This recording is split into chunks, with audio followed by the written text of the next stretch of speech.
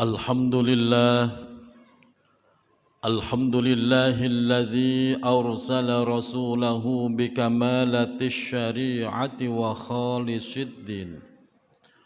أشهد أن لا إله إلا الله وحده لا شريك له الملك الحق المبين، وأشهد أن محمدا عبده ورسوله صادق الوعد الأمين.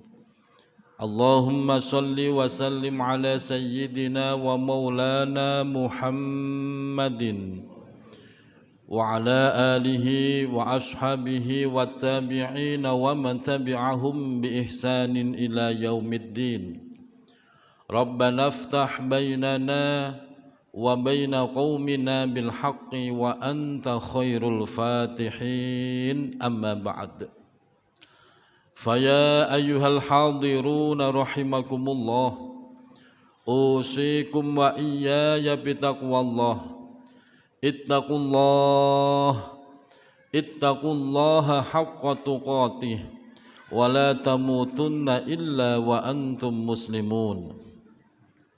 قال الله تعالى في كتابه الكريم: أعوذ بالله من الشيطان الرجيم.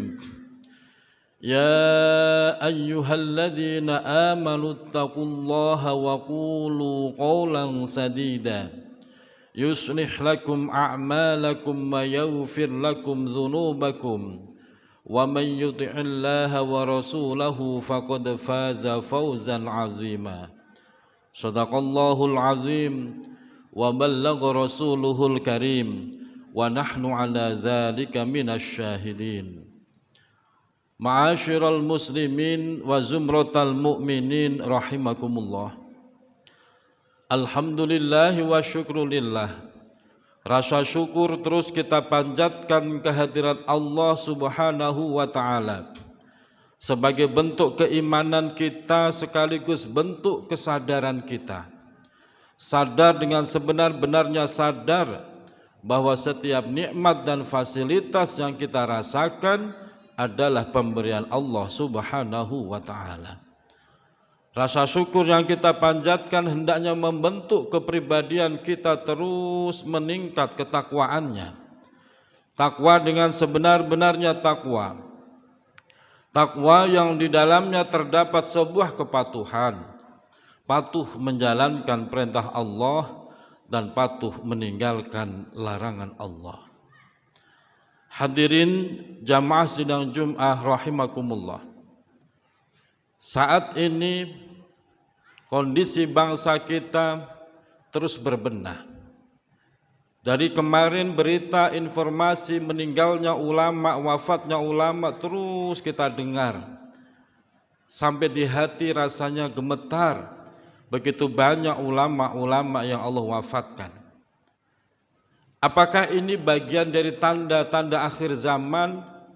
Apakah ini bagian dari tanda bahwa kiamat benar-benar sudah dekat? Baginda Rasul Muhammad sallallahu alaihi wasallam di dalam hadisnya diriwayatkan oleh Abu Hurairah radhiyallahu anhu, la taqumus sa'atu hatta yuqbadul ilmu wa yadhharul jahlu wa yaksurul harju. Qila wa mal harju ya Rasulullah? Qala al-qatslu. Di dalam hadis itu baginda Rasul Muhammad sallallahu alaihi wasallam memberikan gambaran untuk kita semuanya tentang bagaimana tanda-tanda akhir zaman, tanda-tanda bahwa kiamat benar-benar sudah dekat. La taqumus sa'ah, tidak akan datang hari kiamat hatta yuqbadul ilmu, sampai dicabutnya ilmunya Allah. Yang kedua, wa yazharul jahlu, dan begitu nyata kebodohan. Dan yang ketiga, wa yaksurul harju, dan begitu banyak kasus pembunuhan. Berangkat dari hadis ini kita renungkan bersama. Yang pertama, tanda akhir zaman adalah yuqbadul ilmu. Allah cabut ilmunya dari muka bumi ini. Bagaimana cara Allah mencabut ilmunya? La yatanazza'u fi sudurin nas, tidak dengan mencabut dari dada manusia, walakin yuqbadul ilmu biqabdil ulama, akan tetapi Allah mencabut ilmunya dengan mewafatkan ulamanya. Tentunya wafatnya ulama yang begitu banyak menjadi sebuah keprihatinan untuk kita semua.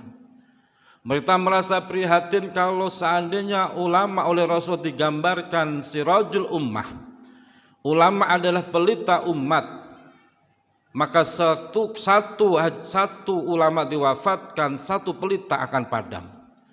Begitu banyak ulama yang diwafatkan, maka dunia ini akan kembali gelap di dalam kejahiliahan. Oleh karena itu, sebelum semua terlambat, mumpung masih banyak ulama-ulama yang dipelihara oleh Allah, mari kita giatkan taklim kita, baik di masjid, di mushola, majelis taklim, di rumah kita masing-masing. Kita giatkan untuk taklim, mengaji, melajari ilmunya Allah sebelum benar-benar ilmu Allah dicabut habis dari muka bumi ini. Ilmu apa saja yang penting kita pelajari terlebih dahulu? Ilmu agama. Ilmu agama cabangnya pun banyak. Oleh karena itu, ada 3 komponen ilmu yang paling pokok yang disebut ilmul hal, yang wajib kita pelajari terlebih dahulu. Ilmul hal ini mencakup 3 cabang ilmu. Yang pertama, ilmu tauhid, tentang tauhid, akidah, mengesahkan Allah, menanamkan keyakinan di dalam hati kita tentang Tuhan kita adalah Allah, mengenal Tuhannya dengan baik melalui sifat-sifatnya, melalui asma'nya, melalui ayat-ayat kauliyahnya, melalui ayat-ayat kauniyahnya. Dengan ilmu tauhid, kita harapkan iman kita benar-benar kokoh tertancap di dalam hati kita, kepada anak kita dan kepada keturunan kita, sehingga benar-benar keturunan kita, generasi kita jangan sampai lemah tauhidnya. Sebab ketika tauhidnya lemah, maka gampang sekali iman itu akan ditukar, dijual belikan.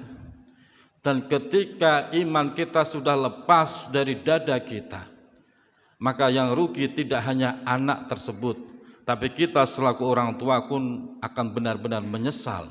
Ternyata anak kita lemah dan lepas imannya. Yang kedua, ilmu hal adalah ilmu fikih, yaitu ilmu tentang fikih. Bagaimana kita setiap hari, setiap saat selalu bersinggungan dengan ilmu fikih. Mulai dari kita bangun tidur sampai kembali tidur, kita selalu bersinggungan dengan ilmu fikih. Sehingga fikih ini mengandung beberapa hal, yaitu tentang masalah ubudiyah, bagaimana kita menyembah Allah yang baik dan benar, dan mengandung hubungan muamalah, hubungan kita dengan sesama manusia, dengan alam kehidupan sosial, hubungan munakahat, pernikahan, musyawarah, kekeluargaan, itu semua dikaji di dalam ilmu fikih. Sebab salah satu celakanya orang akhir zaman adalah ketika melakukan aktivitasnya ternyata melanggar syariat yang Allah tentukan karena kebodohannya dalam masalah ilmu fikih. Yang ketiga, ilmu hal adalah yaitu ilmu akhlak, tentang akhlak, budi pekerti, adab, baik akhlak kita kepada Allah, akhlak kita dengan sesama manusia, akhlak kita dengan alam sekitar kita. Akhlak bagian dari terpenting. Man laisa lahul adab kazubab. Siapa yang tidak punya adab maka digambarkan seperti lalat yang tidak bisa menempatkan dirinya, tidak bisa menempatkan orang lain pada porsinya, sehingga yang terjadi adalah ketimpangan sosial akan terjadi di mana-mana karena tidak punya akhlak di dalam hatinya. Hadirin jamaah sidang Jumat rahimakumullah. Kalau sampai ilmunya Allah sudah dicabut, maka konsekuensinya adalah wayazharul jahlu. Kebodohan akan semakin nyata. Kebodohan di dalam membina rumah tangganya, membidik anaknya, di dalam usaha pekerjaannya, la yubalir rajulu ma asobahu, sehingga seseorang tidak akan peduli lagi dengan apa yang mereka dapatkan, apakah itu halal, apakah itu haram, mereka sudah tidak peduli lagi. Asal dia merasa untung, maka semua akan dibawa dan dilakukan. Itulah kebodohan yang nyata.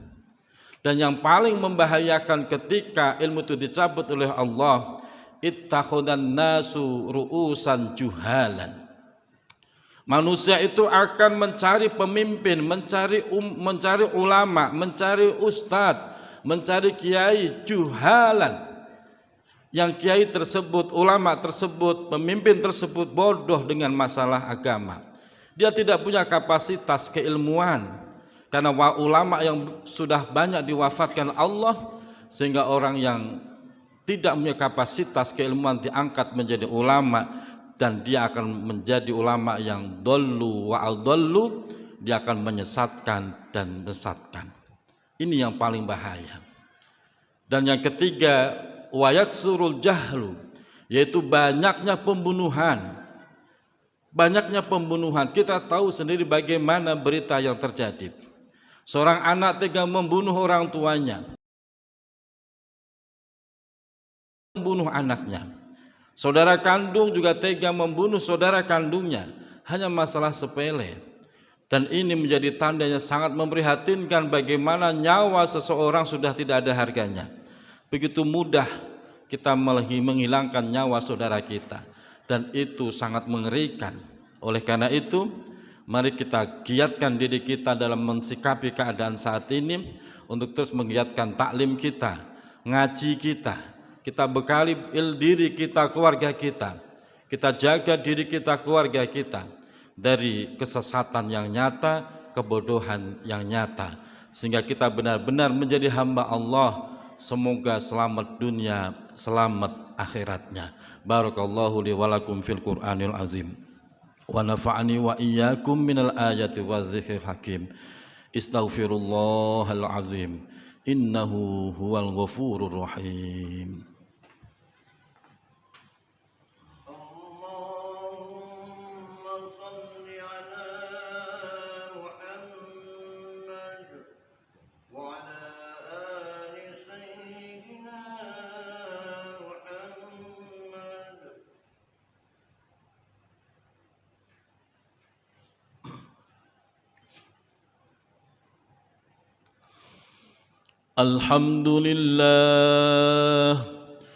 الحمد لله الذي هدانا لهذا وما كنا لنهتدي لولا أن هدانا الله أشهد أن لا إله إلا الله وحده لا شريك له وأشهد أن محمدا عبده ورسوله لا نبي بعده اللهم صل وسلم على سيدنا ومولانا محمد بن عبد الله وعلى آله وصحبه ومن تبعهم بإحسان إلى يوم القيامة أما بعد فيا أيها الحاضرون رحمكم الله أوصيكم وإياي بتقوى الله اتقوا الله حق تقاته ولا تموتن إلا وأنتم مسلمون قال الله تعالى في كتابه الكريم أعوذ بالله من الشيطان الرجيم الله ولي الذين آمنوا يخرجهم من الظلمات إلى النور والذين كفروا أولياؤهم الطاغوت يخرجونهم من النور إلى الظلمات أولئك أصحاب النار هم فيها خالدون وقال تعالى أيضا إن الله وملائكته يصلون على النبي يا أيها الذين آمنوا صلوا عليه وسلموا تسليما اللهم صل وسلم على سيدنا ومولانا محمد وعلى آله وأصحابه وأزواجه وذرياته وأهل بيته الطاهرين الطيبين والتابعين ومن تبعهم بإحسان إلى يوم الدين واجعلنا معهم برحمتك يا أرحم الراحمين اللهم اغفر للمسلمين والمسلمات والمؤمنين والمؤمنات الأحياء منهم والأموات إنك سميع قريب مجيب الدعوات يا قاضي الحاجات اللهم انصر سلطاننا سلطان المسلمين